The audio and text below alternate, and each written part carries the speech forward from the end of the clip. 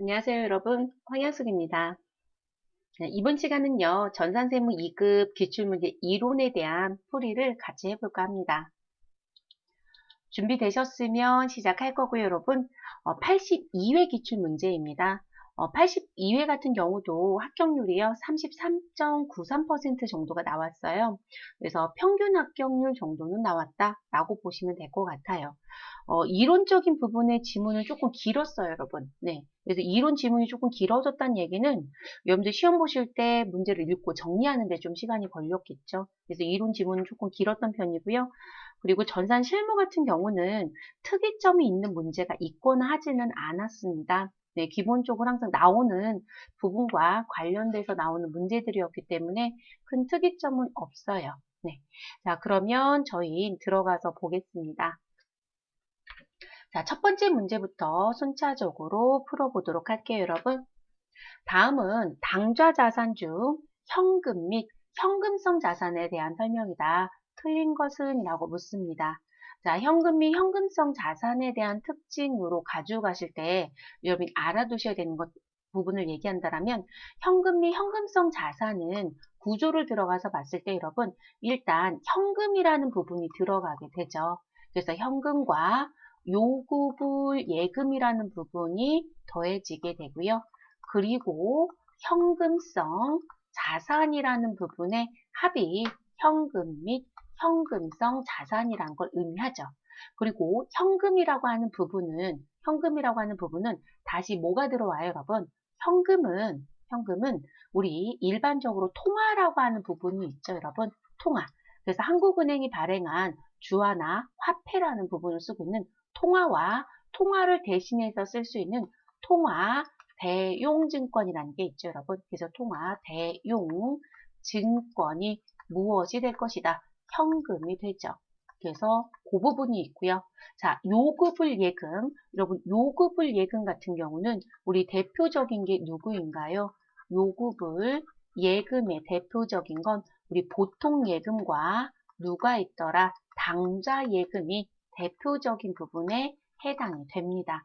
그래서 이 부분들이 있고요. 그러면 여러분 제가 1번에 쓴 이유는 지문에 봤더니요. 타인 발행 수표는 현금 및 현금성 자산에 포함된다. 맞죠, 여러분? 우리 대표적인 부분이죠. 그래서 타인 발행 수표는 대표적인 뭐에 속하는 거예요, 여러분? 통화 대용증권에 속한다. 이렇게 알아두시면 되죠. 그래서 통화 대용증권의 대표적인 게 타인 발행 수표라고 하는 당좌 수표나 우리 가계 수표, 그리고 은행에서 발행된 자기압 수표가 또 들어올 수 있고요. 그리고 우리 또 모두 들어와요, 여러분. 우리 우편안이라든지 뭐 이런 부분도 들어올 수 있고요. 그래서 종류가 좀 다양합니다. 1번 맞는 표현입니다. 두 번째, 당좌 예금은 현금 및 현금성 자산에 포함된다. 맞죠, 여러분? 요구불 예금의 대표적인 게 보통 예금과 당좌 예금이라고 했습니다. 그럼 2번도 올바른 설명. 자, 세 번째, 결산일이 2020년 12월 31일인 기업이 2020년 9월 30일에 취득한 금융상품으로서 결산일로부터 3개월 후인 2021년 3월 31일이 만기일인 금융상품은 현금 및 현금성 자산에 포함된다. 단 중도 상환은 없는 것으로 가정한대요. 자, 여러분 지금 여기 3번에 나와져 있는 부분의 내용에 해당되는 게 현금성 자산에 대한 부분을 구분할 수 있느냐라는 거거든요. 그럼 여기 현금성 자산은 보고기간 종료일이라고 하는 결산일을 기준으로 보는 게 아니었어요. 여기 12월 30일 결산일이었잖아요. 그 날짜로 보는 게 아니라 취득 당시였죠. 그래서 취득일로부터 우리 만기가 몇 개월 이내에 도래한다? 3개월. 그래서 취득일로부터 우리는 만기가 3개월 이내인 채권 등이에요, 여러분. 뭐 금융상품 당연히 들어요. 저는 그냥 이렇게 쓸게요, 여러분. 자, 그렇다면 지금 3번은 현금 및 현금성 자산에 못 들어요, 여러분. 자, 그 얘기는 뭐냐면 이 사람은 9월 30일에 취득을 했고요. 9월 30일에 취득한 게 3월 30일이면 그냥 손을 쓸게요. 10월, 11월, 12월, 1월, 2월, 3월. 그럼 여러분 6개월 만기인 거 아니에요? 그러면 이 부분은 현금성 자산에 들어가는 게 아니라 이 부분은 뭐로 들어가는 게 맞다? 단기 금융상품에 들어가겠죠. 그래서 단기 금융상품에 들어가는 부분입니다. 만약에 만기가 12월 31일을 기준으로, 그러니까 우리가 여러분 이렇게 얘기하죠. 12월 31일이라고 하는 결산일을 기준으로요. 또는 이거를 보고기간 종료일이라고 해요. 이 보고기간 종료를 기준으로 1년을 기준이 있죠. 1년 이내에 도래한다. 그런데 1년이 넘어간다. 전 초과라고 쓸게요, 여러분. 그러면 요거를 기준으로 1년 이내이면 우리는 단기 금융상품에 들어올 수 있는 거고요. 그런데 이 1년이 초과가 되면 뭐로 가야 돼요, 여러분? 장기 금융상품이에요. 그래서 반드시 구분점을 잘 하실 것. 그래서 결산일을 기준으로 1년 이내이냐, 1년이 초과냐, 라는 걸 따지는 건 단기금융상품, 장기금융상품 구분점이고, 그리고 현금성 자산은 취득일을 기준으로 3개월이라는 거. 그걸 구분 잘 해주시라는 거. 그래서 3번은 단기금융상품. 자, 그러면 틀린 것은 3번이 되겠네요. 4번, 현금 및 현금성 자산은 기업의 유동성 판단에 관한 중요한 정보에 해당한다. 그럴 수 있죠, 여러분. 왜냐하면 유동성이 가장 빠른, 큰 건 뭘까요? 현금 및 현금성 자산, 여러분. 당좌 자산의 1번이 누구인 거예요? 당좌 자산의 1번이 현금 및 현금성 자산이거든요. 그러니까 사실 맞는 표현이죠, 여러분. 그래서 답은 3번으로 정리를 해주시면 되겠습니다. 2번 문제로 넘어가겠습니다. 다음 중 무형자산에 해당하는 것으로 볼 수 없는 것. 여러분 오랜만에 무형자산에 해당 여부 물어봤네요. 산업재산권 맞습니다. 특허권 맞습니다. 내부적으로 창출한 영업권 해당되지 않습니다. 여러분 영업권은요. 내부 창출은 인정한다 안 한다? 안 한다 라고 있습니다. 그래서 영업권은 어떤 경우에만 인정한다? 유상취득만 인정합니다. 유상취득만 인정. 그러니까 여러분 돈 주고 사는 거 결론적으로 인수합병했다. 이런 식의 의미로라도 보셔야 돼요. 이해되셨을까요? 그래서 3번은 볼 수 없습니다. 자, 내부 프로젝트의 개발 단계에서 발생한 지출로서 자산 인식 요건을 모두 충족하는 개발비. 자, 요 부분은 무형자산이 맞습니다, 여러분. 그래서 우리 무형자산의 자산 인식 요건이 있었죠, 여러분. 무슨 부분이요? 식별 가능하여야 하며 통제 가능성을 가지고 있고 미래 경제적 효익에 유입 가능성이 있어야 된다. 그 세 가지 요건을 모두 충족한다라면 우리는 무형자산으로 인정해 줍니다. 네, 이해되셨을까요? 그리고 여러분 연구 단계는 안 돼요. 개발 단계에 개발비만 들어와야 되는 거겠죠. 그래서 답은 몇 번이라고요? 3번이 잘못되었다. 자, 세 번째 문제 넘어가 보도록 하겠습니다. 다음 중 재고자산에 대한 설명으로 옳지 않은 것. 이번엔 재고자산. 재고자산은 이를 판매하여 수익을 인식한 기간에 매출 원가로 인식한다. 그렇죠, 여러분. 우리가 매입을 하면요. 매입을 하게 되면 우리는 무엇으로? 자산으로 가지고 있다가요. 매입했을 때 자산. 근데 이 자산으로 가지고 있었던 걸 무엇하게 되면 판매하게 되면 뭐가 된다? 손익계산서에 매출 원가가 되는 거고요. 저희는 그거 판매 못하고요. 판매 못하고 무엇하고 있더라? 아, 저희 그 부분은 재고로 보유 중입니다. 라고 하면 얘는 재고 자산으로 재무 상태표에 나올 거예요, 여러분. 그러니까 지금 판매한 건 수익으로 인식하고 매출 원가가 들어오는 게 맞아요, 여러분. 이해되셨을까요? 두 번째, 재고 자산의 시가가 장부 금액 이하로 하락하여. 자, 시가가 장부 금액 이하로 하락했다고 했어요, 여러분. 그럼 시가가 100인데 장부 금액은 120이었다. 근데 얘보다 더 낮은 금액으로 하락. 자, 그랬을 때 평가 손실이 발생하게 되고요. 자, 그 평가 손실은 재고 자산의 차감 계정으로 표시하고 영업의 비용으로 처리한다.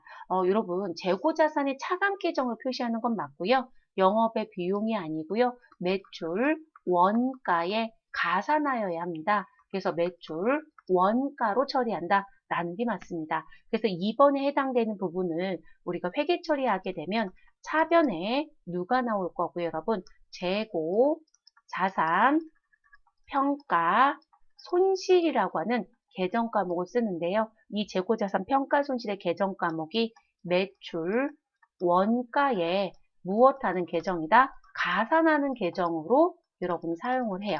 그리고 상대 계정 대변엔 재고, 자산, 평가, 충당금이라고 하는 계정 과목을 사용하게 됩니다. 자, 그리고 이 부분은 재고자산의 무슨 계정이 된다? 차감 계정이 됩니다. 그래서 자산의 차감 평가 계정이 된다 라고 얘기할 수 있습니다. 제가 글을 조금 빨리 써서 글씨가 조금 휘어진 게 맞네요. 됐을까요, 여러분? 이렇게 가야 돼요. 그래서 매출 원가로 처리한다는 표현이 맞습니다. 자, 옳지 않은 거 찾으려고 했으니까 답은 2번으로 벌써 정리가 됐습니다. 자, 재고자산의 장부상 수량과 실질 수량과의 차이에서 발생하는 감모 손실은 맞는 얘기죠, 여러분?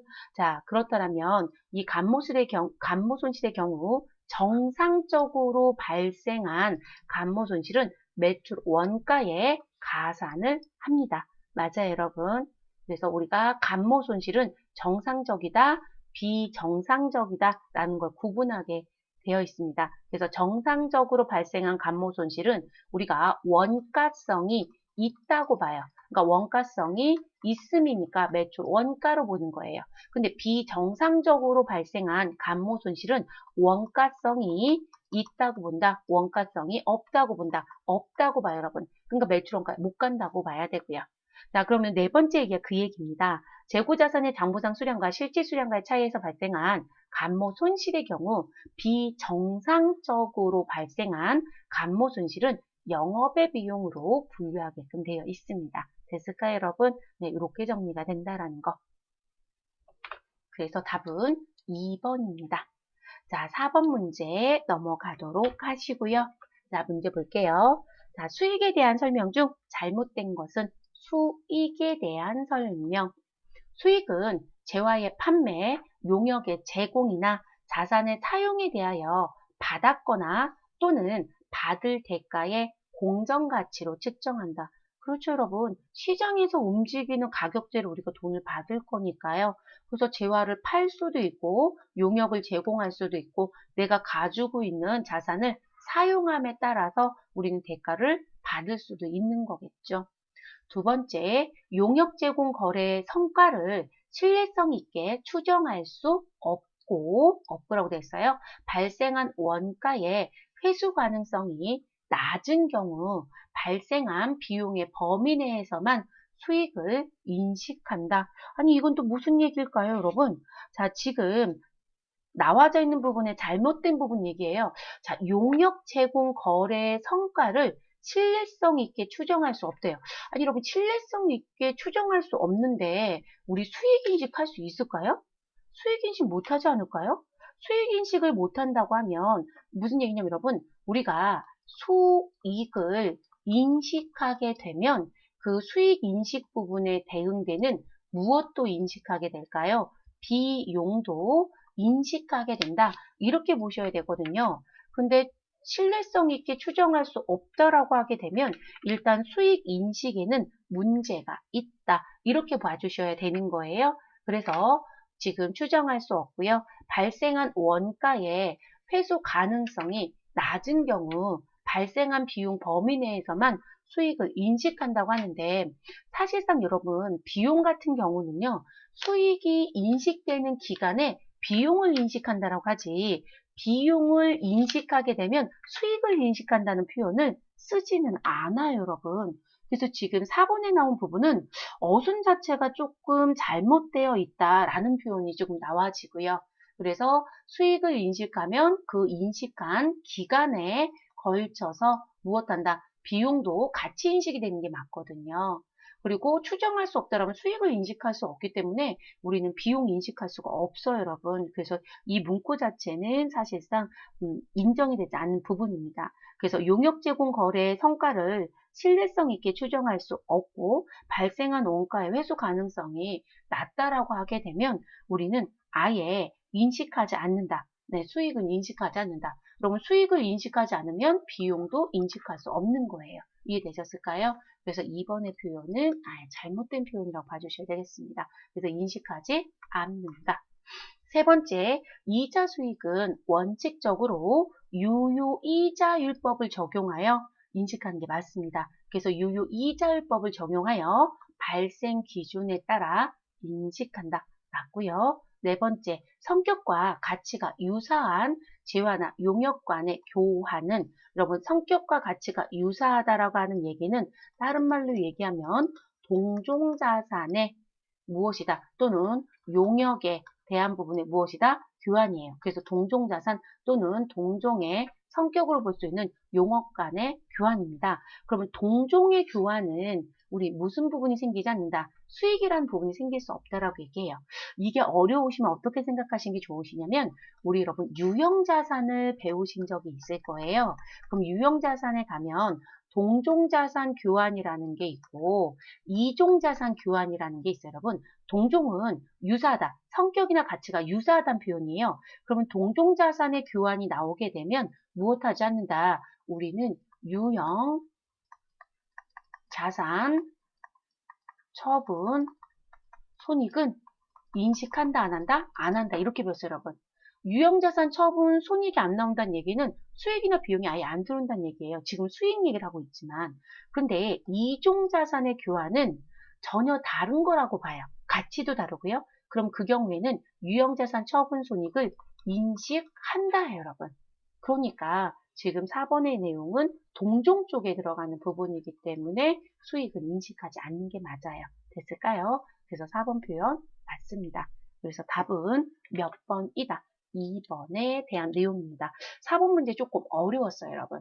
네, 제가 볼 때는 이 4번 문제가 나오면 수익의 인식 기준 이렇게 나오고요. 항상 나오는 패턴의 문제가 있어요. 근데 그 문제를 아예 글로 세세히 풀어서 냈고요. 기존의 패턴을 조금 깨져냈습니다. 그래서 조금 어렵다고 느꼈을 것 같습니다. 난이도가 조금 있는 문제였다는 거예요, 여러분. 네. 자, 다음 5번째 문제로 넘어가 보도록 하겠습니다. 다음은 유가증권에 대한 설명이고 틀린 것을 찾아달라라고 하네요. 여러분 유가증권은 1년에 최소 한 번 이상은 출제가 돼요. 그런데 2019년도 기출을 가서 봤을 때요. 유가증권 문제가 조금 줄었어요. 사실. 네, 그런데 그 얘기는 뭐냐면 기존의 기출문제 출제 기준을 봤을 때 유가증권 1년에 2번, 3번 막 이렇게도 냈었거든요. 근데 이론 문제 자체가 그렇게 많이 내지 않았더라고요. 그런데 유가증권은 빈도가 높으니까 특징적인 걸 꼭 가져가는 게 좋겠습니다. 첫 번째, 유가증권에는 지분증권과 채무증권이 포함된다. 맞아요, 여러분. 유가증권의 형태를 분류하게 되면 지분과 채무로 형태상 분류를 해요. 그래서 이 두 가지가 들어옵니다. 단기매매증권에 대한 미실현 보유손익은, 여러분 이 미실현 보유손익은 우리 무엇을 의미한다? 결산을 하시죠. 그래서 결산 시점에 누굴 말한다? 평가손익을 말해요, 여러분. 그래서 평가손익은 시장에 가서 내다 판 게 아니기 때문에 실현됐다고 볼 수는 없어요. 그래서 이 평가손익을 미실현 보유손익이라고 하고요. 이 부분은 단기 손익 항목으로 처리합니다. 그렇죠. 그래서 얘는 단기매매증권 평가 손익이라는 계정 과목을 쓰고요. 이 부분은 손익계산서에 들어가잖아요. 그러니까 단기손익이 맞죠.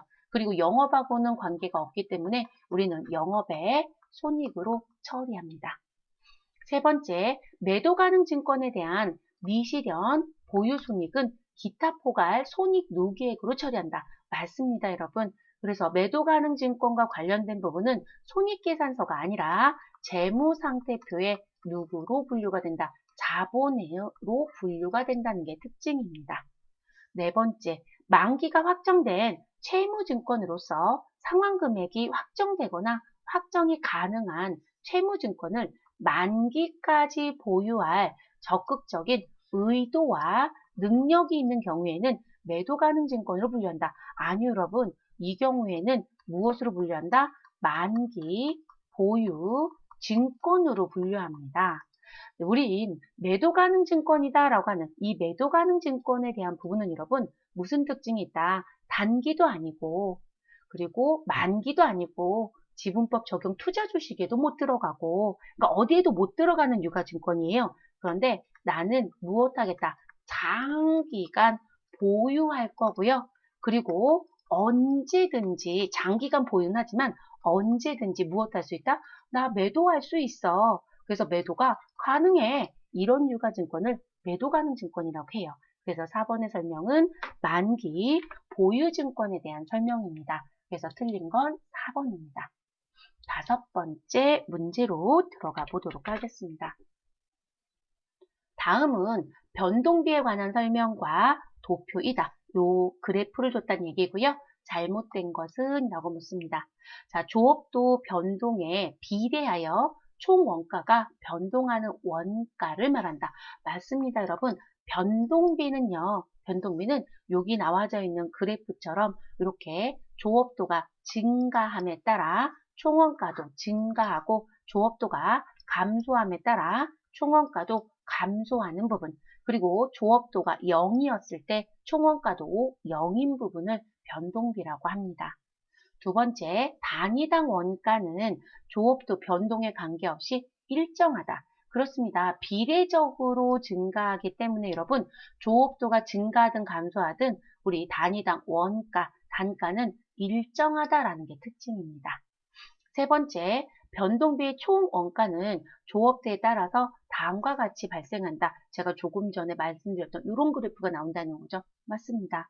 자, 단위당 원가는 조업도가 증가할수록 감소한다. 여러분 2번에서요. 일정하다고 했잖아요. 그러니까 감소하지 않죠, 여러분. 조업도가 증가를 하든 감소를 하든 무엇한다고요? 일정하다고요. 이해됐을까요? 그래서 우리 답은 몇 번이 된다? 4번이 되겠네요. 자, 7번 문제로 넘어가 보시죠, 여러분. 다음 자료를 이용하여 단기 매출 원가를 계산하면 얼마입니까? 라고 얘기합니다. 자, 여러분, 단기 매출 원가는 지금 이 파란색 박스의 내용대로 계산이 되겠죠. 자, 기초 제품 재고는 10만 원이 있고요. 단기 제품 제조 원가는 50만 원이 있습니다. 기말 제공품 5만 원, 기말 제품 재고액 20만 원. 자, 여러분, 단기 매출 원가는 제품 계정에서 계산이 됩니다. 그래서 제품 계정의 구조만 가져오시면 되죠. 그러니까 기말 제공품은 필요 없는 정보입니다. 그러면 T 계정의 형태를 그려놓고 제품 계정을 본다라면 차변에 기초 제품 재고액에 우리 단기 제품 제조 원가가 들어올 거고요. 그리고 단기 제품을 팔았다라면 단기 제품에 대한 매출 원가가 대변에 있고요. 그리고 판매하지 못한 기말이 대변에 나오게 됩니다. 이 구조를 찾으시면 되죠. 그럼 기초 제품 재고 10만 원에 단기 제품 제조 원가 50만 원을 더하고 우리 기말 얼마를 20만 원을 빼주시면 우린 단기 매출 원가인 40만 원이 계산이 되는 거죠, 여러분. 그래서 답은 몇 번이 된다? 3번이 되네요. 됐을까요? 네, 정말 쉽게 냈네요, 여러분. 네, 그래서 문제가 크게 어렵지 않았던 계산 문제입니다. 자, 8번 문제를 볼게요. 개별원가 계산 특징이 아닌 것은? 라고 묻습니다. 자, 다품종 소량 생산에 주문 생산에 적합하다. 여러분, 주문 생산은요, 주문자 특성에 맞춰서 하기 때문에 다품종 소량 생산 방식이 대부분이에요. 그래서 맞습니다. 자, 제조 지시서를 통하여 개별 제품별로 제조를 지시한다. 그렇죠. 개별 원가 계산은 케이스 바이 케이스별로 각각 계산하는 부분이에요. 그렇기 때문에 제조 지시서를 통하여 작업 원가표가 나오고 그 원가표에 따라서 제조 원가가 집계되는 구조예요. 그래서 제조 지시서를 통하여 개별 제품별로 제조를 지시, 그리고 제조 원가표를 통하여 개별 제품별로 제조 원가가 집계됩니다. 그래서 작업 원가표라는 걸 또 등장시켜주죠. 자, 제조 원가는 각 공정별로 집계된다? 아니요, 여러분. 제조 원가를 각 공정별로 집계하는 건 개별 원가가 아니고요, 여러분. 종합 원가의 특징이에요. 그래서 종합 원가 계산은 공정별 종합 원가 계산이겠죠. 종합 원가 계산. 산자를 왜 못 쓸까요, 여러분? 자, 그래서 종합 원가 계산은 공정별 원가 계산에 가장 적합하다라는 표현도 쓰기도 해요, 여러분. 그래서 종합 원가 계산에 대한 게 4번의 특징이에요. 그래서 개별 원가하고 관계가 없습니다. 그러면 답은 정리가 됐고요. 자, 그래서 이것도 별로 안 어려웠네요, 여러분. 9번째 문제로 넘어가 보겠습니다. 이 문제가 조금 어려웠어요, 여러분. 네. 왜냐하면 우리가 종합원가 계산에 대한 문제가 출제가 됐을 때 여러분 완성품 환상량 계산이 거의 주예요. 근데 이 문제는 원가 계산 문제를 내버렸어요. 그래서 정리를 다 해야만 문제가 풀어지는 부분이었습니다. 결론적으로 종합원가 계산의 전체를 다 봐야 되는 문제. 그래서 이 9번의 패턴 문제는요. 사실 세무 1급에서 주로 더 많이 내거든요. 그런데 세무 2급도 시험 범위 맞아요. 근데 자주 안 내다 보니까 어렵다라고 많이들 느꼈던 것 같습니다. 다음 평균법에 의한 종합 원가 계산 제도에서 자, 종합 원가 계산이고요. 그리고 무엇에 의해서 평균법에 의해서 계산을 해달라고 합니다. 그러면 평균법은 여러분 제공품 계정을 놓고 봤을 때 내가 기초가 있고 단기에 착수한 게 있다라고 했을 때 기초와 착수를 구분하지 않죠. 그대로 놓고요. 완성에 들어가는 것도 있고 그리고 기말에 들어가는 것도 있다라고 보는 거죠. 그래서 우리는 전체를 하나처럼 보고 하는 계산이 평균법입니다. 자, 그래서 평균법에 의한 종합 원가 계산에서 다음의 자료를 통해 제품 원가 계산을 해달래요, 여러분. 제품 원가를 계산하시오라고 되어 있네요. 재료비는 완성도 50% 시점에 투입되었고요. 가공비는 공정 전반에 걸쳐 균등하게 발생되었다. 그럼 여러분 가공비 같은 경우는 공정 전반이라고 했으니까 우리 여기 내용 보시면 기초는 완성도가 몇 프로? 50%. 자, 이게 누구의 완성도이다? 가공비의 완성도가 됩니다. 기말의 완성도 60%. 이것도 가공비의 무엇이 된다? 완성도가 됩니다. 그렇게 알아두셔야 되고요. 자, 그리고 재료비는 완성도 50%에 투입됐다고 했어요. 그러면 지금 기초는 완성도가 50%니까 얘는 투입이 끝난 거겠죠, 여러분. 왜냐면 우리가 완성도라는 걸 계산할 때요. 지금 0%가 있고 그리고 지금 현재 50%가 있고 그리고 또 뭐가 있어요, 여러분? 60%가 있네요. 그래서 이렇게 60%가 있어요.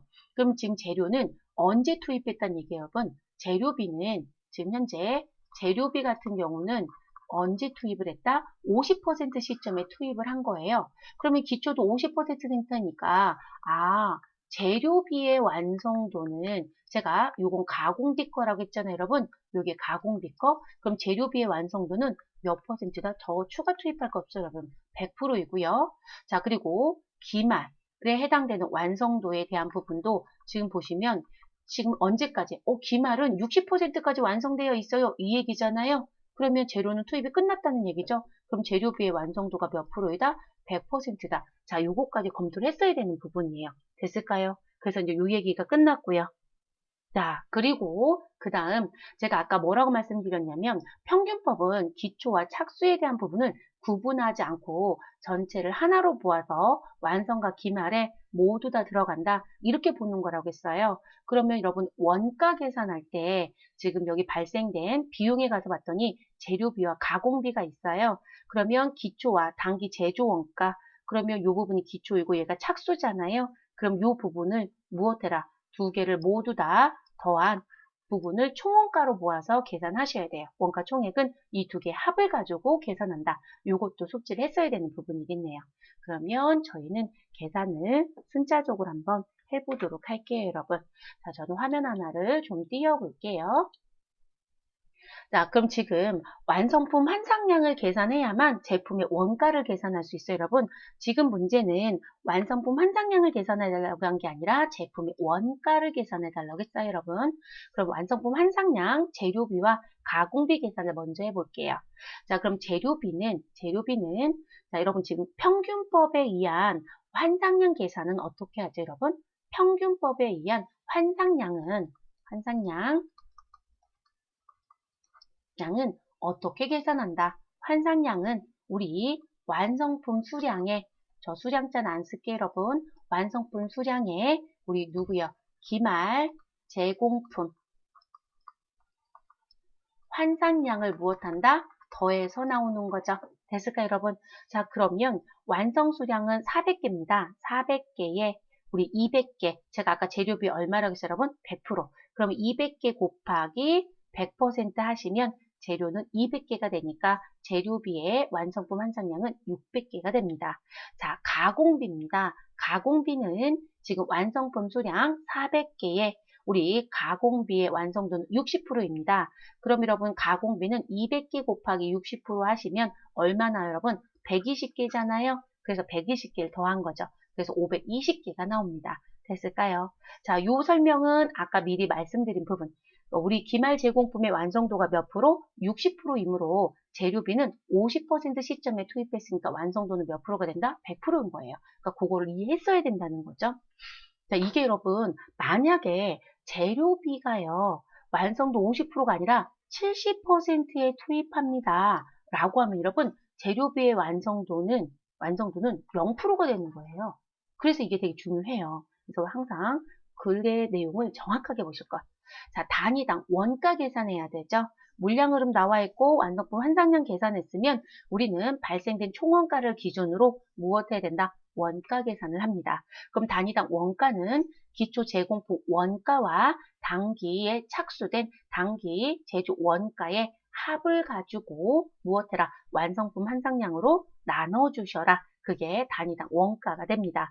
그럼 재료비는 지금 얼마이다?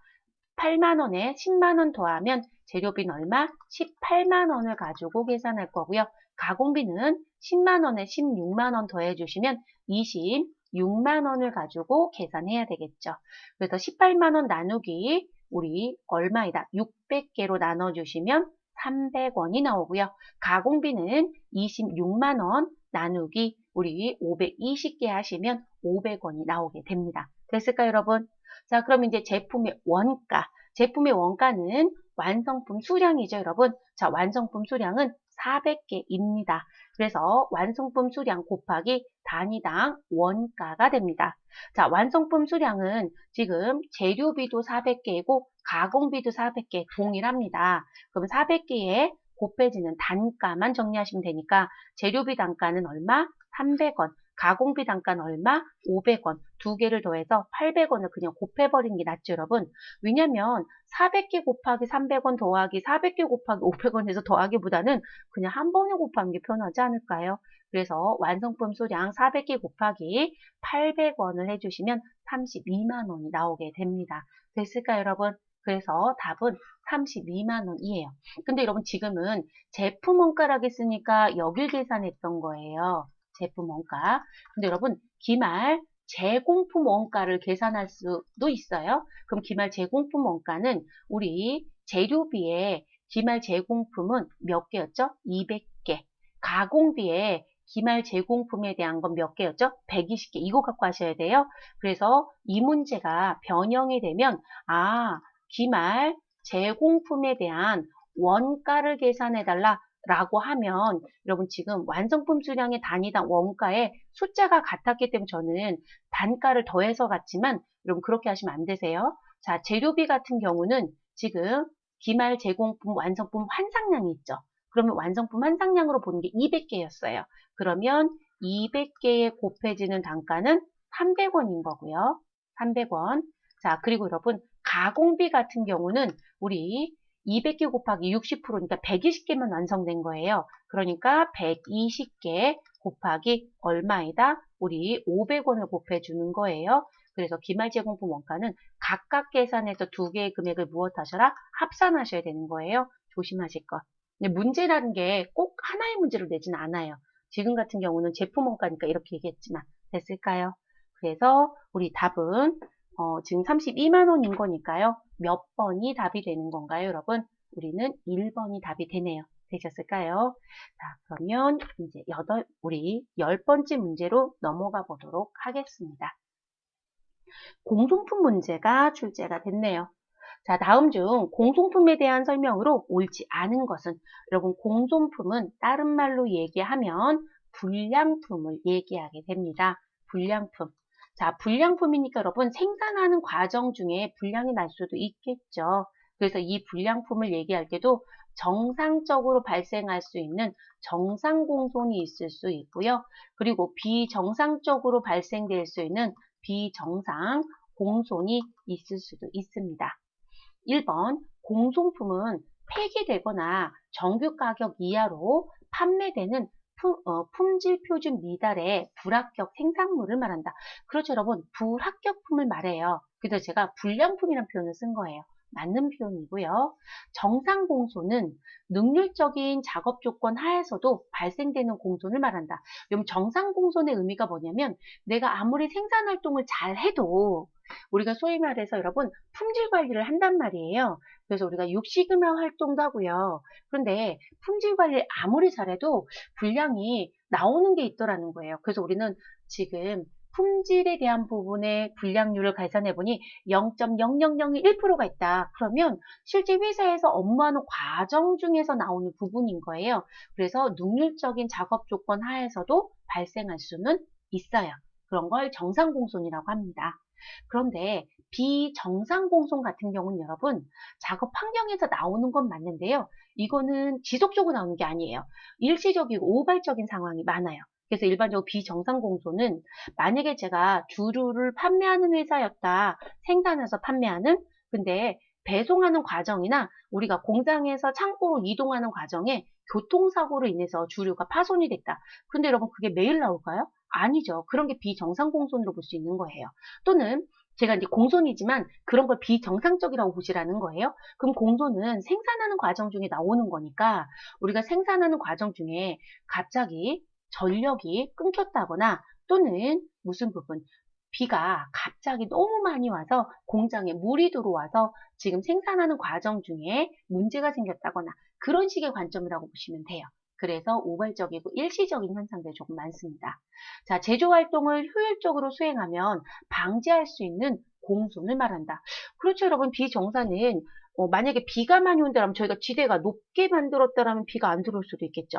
아, 우리는 전력이 끊길 수 있는 문제가 있어서요. 저희는 무슨 부분? 우리는 별도의 전력 시설을 갖고 있어요. 라고 하신다거나 이런 식의 내용들이 들어온다라면 뭐 방지할 수는 있겠죠.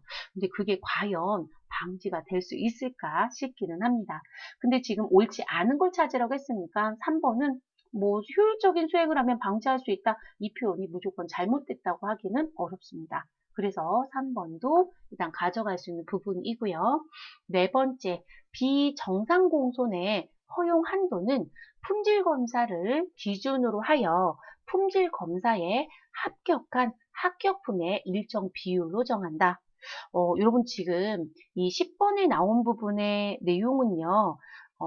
이 비정상 공손에 대한 설명이 아니고요. 정상 공손의 허용 한도예요. 우리가 공손이란 부분을 놓고 봤을 때 정상적으로 인정되는 허용 한도에 허용률이 있어요. 그럼 그 허용률을 계산할 때는 품질 검사를 기준으로 하여 품질 검사에 합격한 합격품의 일정 비율로 정한다는 규정이 있어요. 그래서 비정상 공손이 아니라 정상 공손의 비율을 설명한 부분입니다. 그래서 이 부분을 빼주셔야 되는 부분입니다. 그래서 답은 4번이 잘못됐습니다. 10번 문제도 여러분 좀 어려웠어요. 왜냐면 10번도 저희 이제 퍼펙트 전산세무 2급 같은 경우는 공손 얘기를 조금 더 세부적으로 드렸어요. 그러니까 회계 1급 교재 같은 경우는 공손을 많이 어렵게 안 내요. 그래서 기본적으로 정상적이냐 비정상적이냐 구분을 했을 때 정상적인 공손은 어디에 반영해야 되고 이 부분은 제조 원가에 들어가야 하고 이런 정도까지는 회계 1급에서도 내거든요. 그리고 비정상적인 부분은 어디에 들어간다. 우리는 영업의 비용으로 정리한다. 뭐 이런 부분들 얘기를 해요. 그래서 이 정도까지는 회계 1급의 수준이에요. 그런데 세무는 그 부분에서 조금 더 깊이 내면 이런 문제가 출제가 돼요. 그래서 이건 난이도가 그래서 별 5개로 논다라면 별 5개짜리 문제입니다. 조금 어려웠던 문제라고 보여집니다. 그래서 답은 4번으로 가져가시면 되겠습니다. 11번째 문제를 들여다볼게요, 여러분. 다음 중 부가가치세법상 간이과세자 배제 업종이 아닌 것은 이런 간이과세자 배제 업종의 대표적인 게 일단 제조업 들어올 수 없어요. 근데 제조업에 단서를 붙이죠. 단, 누구를 대상으로 하는 사람? 최종 소비자 대상 업종은 간이과세자가 돼요. 소비자 대상 업종은 무엇한다? 제외시키고 들어올 수 있다. 이렇게 얘기합니다. 그러니까 일반적인 제조업은 간이과세자가 안 된다는 거예요. 자, 그리고 우리 도매업도 되지 못해요, 여러분. 도매업도 들어올 수 없습니다. 그리고 부동산 매매도 무조건 일반과세자로 갑니다. 그래서 최소한 시험 준비하실 땐 요 3개 정도는 꼭 기억을 좀 하셔야 돼요, 여러분. 그래서 이 부분들. 그런데 여러분, 요거 3개 정도만 기억했어도 답은 나올 것 같네요. 왜냐면 제가 써드린 부분에 누구는 없죠, 여러분? 음식점이 없거든요.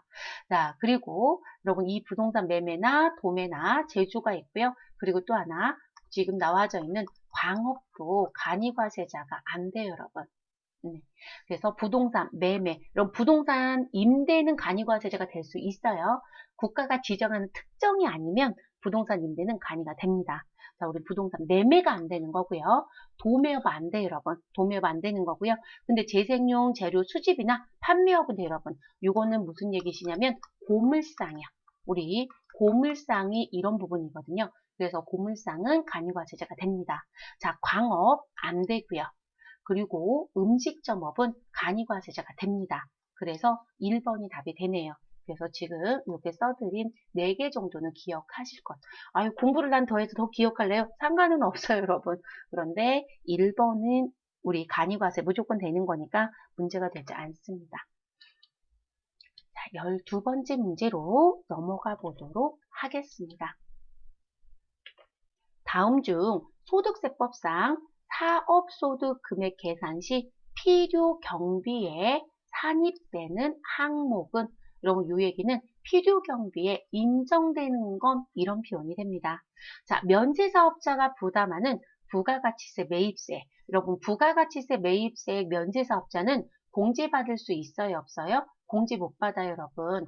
그래서 불공제되는, 제가 법을 어긴 게 아니잖아요. 불공제되는 매입세액은 필요경비에 산입하는 게 맞아요, 여러분. 그런데 답이 1번으로 끝나네요. 필요경비에 산입하는 항목이잖아요. 근데 이거는 산입을 합니다.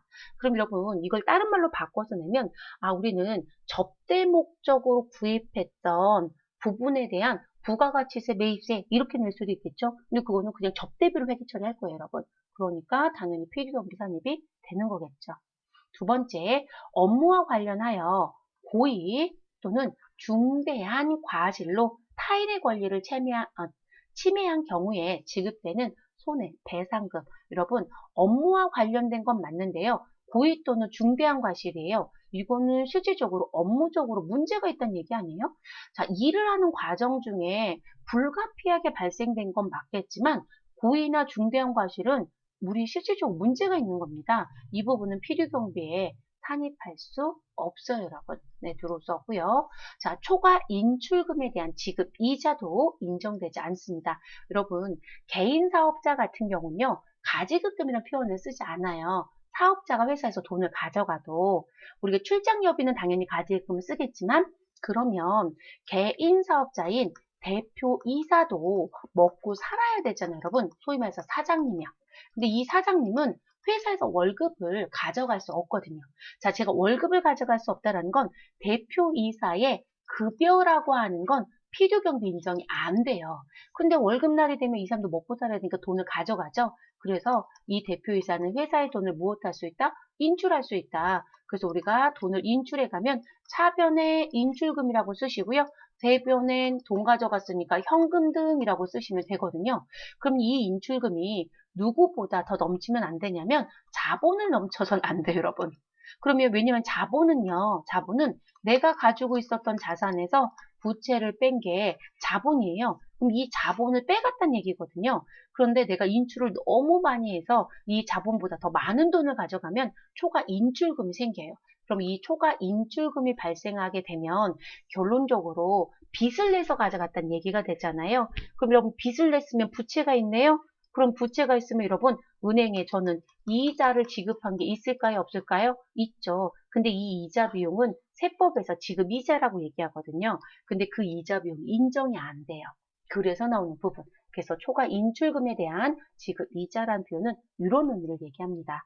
자, 성급 비용. 그럼 성급 비용은 제가 보험을 4월 1일에 1년치를 냈습니다. 1년치를. 그럼 여러분 4월 1일부터 저희 쉽게 갈게요, 여러분. 그러면 저희는 12월 31일자로 모든 기간이 끝나겠죠. 그럼 4월 1일부터 다음 연도 3월 31일까지에 대한 보험료를 냈다.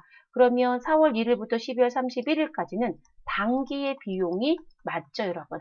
그런데 우리 다음 연도 1월 1일부터 3월 31일까지는 미리 낸 돈이니까 선급 비용이 맞겠죠, 여러분. 그럼 이 선급 비용은 비용으로 들어오면 안 되잖아요. 그쵸? 네, 그러니까 이 부분도 필요경비에 들어오지 못합니다.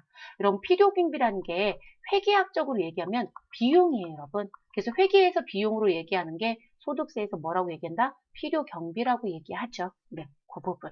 그래서 답은 1번으로 정리가 됐고요. 2번과 3번과 4번은 모두 다 필요경비에 들어올 수 없는 불산입 항목이라고 보시면 되겠습니다. 13번째 문제 들어가 보도록 할게요, 여러분. 다음 중 소득세법상 과세표준 확정신고를 하여야 하는 경우는, 이런 과세표준 확정신고라고 하는 얘기는요, 우리 다음 해 5월 1일부터 5월 31일에 무슨 신고를 하는 사람, 종합소득 신고를 해야 되는 사람, 이런 표현입니다. 자, 퇴직소득만 있더라. 그럼 퇴직소득만 있으면 퇴직소득에 대해서 원천징수 신고를 분명히 했을 거예요. 근데 합산의 소득이 없기 때문에 별도의 확정신고는 하지 않습니다. 그러니까 원천징수만으로 끝낼 수도 있다는 거죠. 자, 퇴직소득과 우리 근로소득이 두 개가 같이 있대요. 근데 여러분, 근로소득은 종합과세되는 소득이죠. 그런데 퇴직소득은 종합과세를 안 하지 않나요?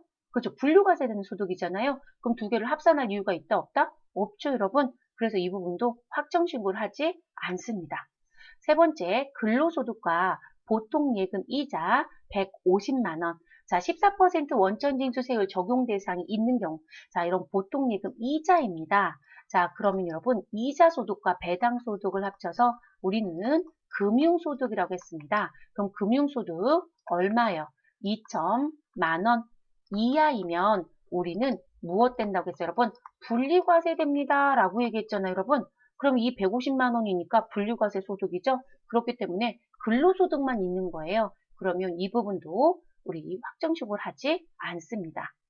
자, 네 번째, 근로소득과 사업소득이 있다. 여러분, 근로와 사업은 우리 무엇 해야 된다? 확정신고를 무조건 해야 합니다. 네, 그래서 확정신고를 무조건 한다. 그래서 답은 몇 번? 4번이 됩니다.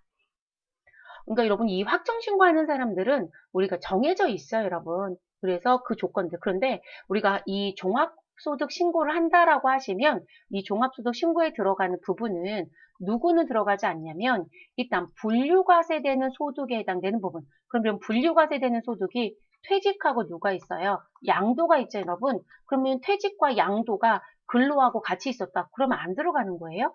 그리고 우리 원천징수하고 납세 의무를 종결합니다라고 하는 분리과세되는 소득이 있었잖아요. 그럼 분리과세되는 소득하고 종합과세되는 소득이 같이 있었을 때도 안 들어가는 거예요. 이 지금 150만 원의 이자가 그런 부분이잖아요. 그래서 분류와 분리과세되는 소득은 종합소득 신고할 때 무엇한다?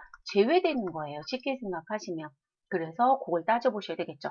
근데 여러분, 우리 일반적으로 사업소득에 대한 건 분리과세한다는 표현을 쓰진 않아요. 분리과세를 선택할 수 있는 게 있긴 해요. 주택 임대소득 2천만 원 이하까지는 분리과세를 선택할 수 있다라는 규정이 있어요, 여러분. 근데 선택이기 때문에 무조건적으로 종합소득 신고를 안 해요. 이렇게 얘기할 수는 없어요, 여러분. 근데 금융소득 2천만 원 이하는요, 그냥 분리과세예요. 그러니까 선택의 의미가 아니에요. 그래서 의미도 조금 다르죠. 그래서 답은 4번이 되어진다 라고 보시면 되겠습니다. 14번째 문제를 볼게요.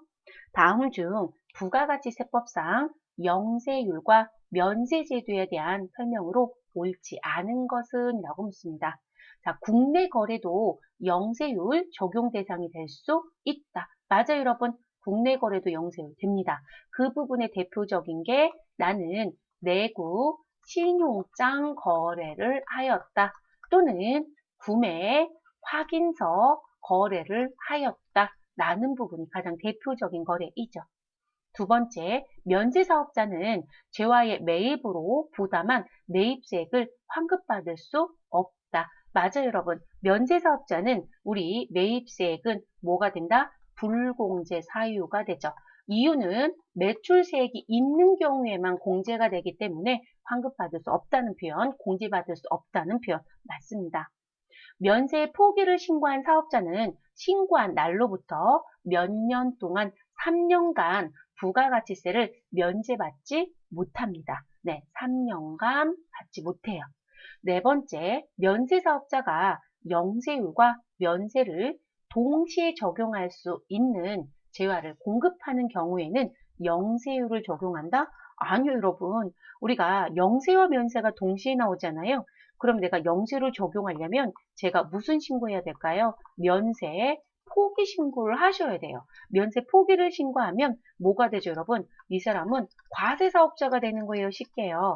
그래서 여러분, 영세율은 무슨 사업자이다?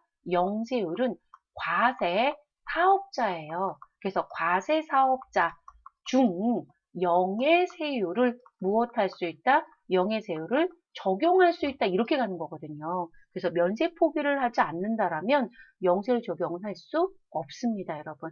그래서 지금 14번에 문구로 봤을 때 우리 잘못된 옳지 않은 설명은 4번이 됩니다.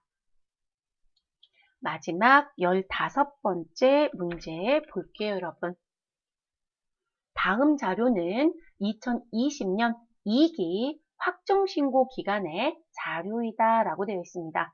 자, 부가가치세 과세표준은 얼마인가 라고 묻네요, 여러분. 과세표준은 다른 말로 얘기하면 공급가액이 얼마입니까? 라는 얘기. 자, 세금계산서 발급한 제품 매출이 있습니다. 자, 금액은 공급가액 1억입니다. 그럼 일반적으로 여러분, 이 공급가액 1억이 과세표준이 되는 게 맞겠죠, 여러분? 근데 과세표준을 왜 계산하라고 했을까? 비고란에 나와져 있는 요건 내용이 영향을 주는 게 있는 모양입니다. 첫 번째, 할부 판매, 장기 할부 판매에 이자 상당액 200만 원이 무엇되어 있다? 포함되어 있다라고 합니다. 그럼 여러분, 우리 할부와 관련된 이자 상당액은 과세표준에 포함하는 게 맞습니다. 자, 포함되어 있으니까 빼지 않으시면 되는 거예요. 그대로 유지. 자, 현금으로 지급한 판매 장려금 100만 원이 불포함되어 있다. 자, 여러분, 판매 장려금의 아래쪽에도 있네요. 근데 지금 두 번째는 현금으로 준 거고요. 세 번째는 제품으로 지급한 판매 장려금이 있답니다. 자, 우리 판매 장려금은 금전으로 지급한 부분은 무엇으로 보지 않는다? 우리 간주 공급으로 보지 않습니다. 그래서 간주 공급에도 들어오지 않고요. 그리고 이 판매 장려금에 대한 부분 현금으로 준 건 우리 과세표준에서 무엇 하시면 안 되고요. 과세표준에서 무엇 하시면 안 된다. 공제하면 안 됩니다. 그래서 공제하면 안 됨이라고 얘기하셔야 되고요. 안 됨. 자, 그러면 결론적으로 이 과세표준에서 빼는 거 하지 않으면 돼요. 그러니까 이 판매 장려금은 이 부분에 영향을 준 건 없는 모양입니다. 불포함이라고 했으니까 지금 제가 이 부분에 대해선 뺀 적은 없어요. 그러니까 뭐 크게 신경 쓸 부분은 없습니다. 자, 그런데 이 제품이라고 하는 표현은 다른 말로 얘기하면 현물 제공이에요, 여러분. 자, 현물로 제공한 판매 장려금의 경우는 우리 무엇이 된다? 간주 공급에 해당이 됩니다. 그래서 간주 공급에 해당이 되기 때문에 우리 무슨 금액을 기준으로 우리 시가의 금액을 기준으로 무엇 하셔야 한다? 우리는 과세표준에 포함시켜 주셔야 됩니다. 그래서 간주 공급에 어디에 해당이 되냐면 사업상 증여에 해당이 돼요, 여러분. 그래서 사업상 증여에 해당이 되기 때문에 100만 원은 포함시켜 주셔야 돼요. 근데 지금 봤더니 포함되어 있지 않다라고 하네요. 그러면 이 부분에 우리 100만 원을 포함시켜 주셔야 된다는 거. 됐을까요, 여러분? 그래서 그렇게 정리가 되어야 합니다. 그래서 여러분 판매 장려금, 현금으로 준 건 공급가액에서 빼는 문제예요. 왜냐면 장려금의 의미는 이런 거거든요. 저희 물건 많이 팔아주시면요. 그럼 이런 팔았으니까 1억이 생겼다는 거예요. 그랬더니 경력금 쪽으로 돈을 줬다는 얘기거든요. 그러면 지금 그 금액은 당연히 공급가액은 원래 안 들어가 있는 거예요. 근데 저희가 돈을 주고받는 관계에서 빼는 행위를 하면 안 돼요. 이해되셨을까요? 그러니까 불포함의 의미는 맞는 표현입니다. 그래서 과세표준은 우리 공급가액 1억에 현물로 제공된 판매 장려금 100만 원이 포함이 돼서 1억 100만 원이 과세표준이 됩니다. 그래서 답은 3번이 되겠죠. 됐을까요, 여러분? 그래서 현물 제공 꼭 기억해 주실 것. 그래서 현물 제공인지 금전으로 준 건지, 그래서 판매 장려금은 두 가지를 무엇해야 된다? 구분해야 된다. 15번 문제도 빈도가 아주 높지 않은 문제예요. 이 부분도 사실상 판매 장려금 구분점의 문제를 내실 땐 대부분 어렵게 낼 때 대부분 내는 문제거든요. 그래서 두 가지를 같이 냈네요. 조심하셔야 되는 부분이에요. 자, 이렇게 해서 여러분 저희 82회 기출문제 이론도 마무리가 되었습니다. 지금 82회 같은 경우도 여러분 문제가 아주 쉽다라고 하는 부분도 있지만 조금 생각을 조금 해야 되는 문제들도 있었고요. 기존에 냈던 문제들보다 조금 더 심도 있게끔 봐야 되는 문제도 사실 출제된 것도 있었네요. 그래서 조금 어려웠던 문제도 몇 문제가 좀 들어가져 있었다. 그런데 여러분 합격률은 30%가 넘습니다. 네, 이론이 조금 어려우면 전산실무가 쉽게 나오는 경우도 조금 많죠. 반대인 경우도 있고요. 자, 고생들 많으셨고 저는 또 다른 강좌로 찾아뵙도록 하겠습니다.